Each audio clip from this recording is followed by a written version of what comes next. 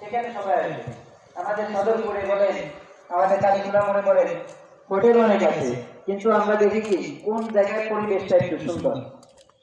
আমরা যারা মানসম্মত ভাবে চলতে চাই তারা দেখি কি কোন জায়গার পরিবেশটা একটু বেশি সুন্দর, সেখানে আমরা যাওয়ার চেষ্টা করি। তো আলহামদুলিল্লাহ আমাদের উদ্বোধনী কাজ এখনই শুরু হয়ে যাবে।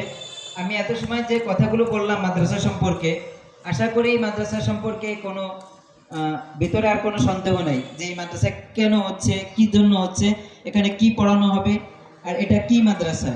এই সকল বিষয় আলহামদুলিল্লাহ পরিষ্কার করে বলতে পেরেছি বলে আশা করছি। এরপরেও যদি কারোর মধ্যে অবুঝ থেকে থাকে অথবা কোনো বিষয় অস্পষ্টতা থেকে থাকে, তাহলে আমাদের সাথে পরামর্শ করবেন অথবা আমাদের কাছে জিজ্ঞাসা করবেন যে এই কথাটা আমি কি অস্পষ্টভাবে বুঝতে পেরেছি। তখন আমরা তাদেরকে স্পষ্টভাবে